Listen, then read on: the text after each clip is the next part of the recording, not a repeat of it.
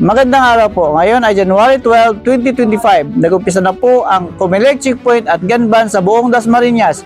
At ito ay pinangunahan ng aming PNP chief na si Police Lieutenant Colonel Regino L. Oñate, Officer in charge ng Dasmariñas, at Attorney Muhammad Baider R. Sarapudin, Election Officer for City of Dasmariñas. At kapanayamin po natin ang ating hepe ng Dasmariñas at siya po ay magbibigay ng maikling paalala sa publiko. Sir, magandang umaga po.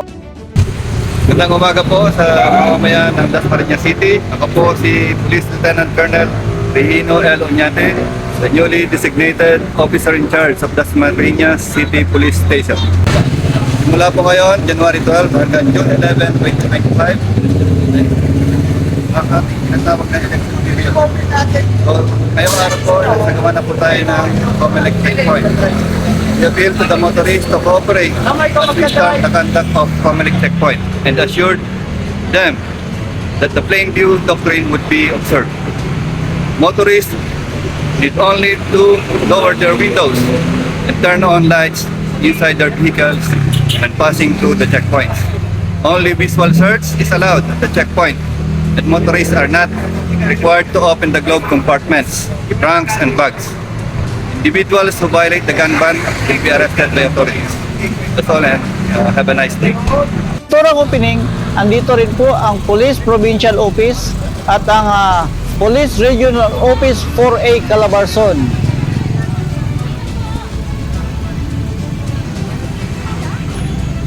Sa pagsisimula ng unang araw ng election period, pagtitiyak naman ng Comelec at PNP, hindi daw dapat tatakutan ng publiko ang mga ilalatag na checkpoint sa bansa. Madaling araw ng linggo, magiging pamilyar na tanawin muli ang mga checkpoint sa kalsada sa buong bansa dahil ito sa pagsisimula ng election period. Dito magkakaroon ang kapangyarihan ng Comelec na magpatupad ng gun ban at checkpoint kaugnay sa national and local elections sa Mayo. Para iwas aberya, nais tiyakin ng Comelec at ng pulisya na hindi katatakutan ang mga checkpoint. Meron itong marked vehicle, meron itong signage kung saan napalagay yung pangalan ng team leader. Yung mga nagmamana ng checkpoint naka-properly uniform.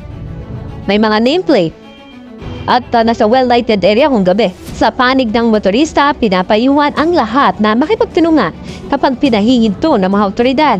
Pagkagabi, pag tayo papalapit sa checkpoint, patayin na natin yung headlight. Then buksan natin yung cabin light. At pag-cooperate naman tayo, wala namang magiging problema. Hindi kailangan bumaba ng sasakyan. Hindi naman pwede rin kapain yung mga passenger at saka yung driver because the main purpose is one or two questions. The basic engagement, saan ho kayo galing? Saan ho kayo pupunta? Tiga saan ho kayo? Saan kayo pupunta? If you cannot answer the basic question, you will escalate the conversation to state mukhang meron kayong tinatago.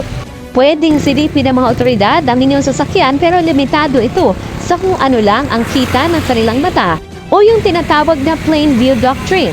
Sa pag-implement ng checkpoint bomb, check lang natin dito yung plain view doctrine. I-apply lang natin, titignan natin kung may mga nakikita tayong mga ipinagbabawal, yung mga illegal na items dyan, katulad ng barel. Kung wala naman, hindi natin i-require na buksan nila yung compartment, buksan nila yung trunks para mahanap natin ito. Maliban na lang daw kung may sapat na dahilan para paghinalaan siya dahil sa kakaibang kinikilos at kung may impormasyon ng mga otoridad tungkol sa kanya. Pagtitiyak naman ng mga otoridad, magiging maingat sila sa pagsunod sa regulasyon. Dito sa Bagong Pilipinas, ang gusto ng pulis, ligtas ka!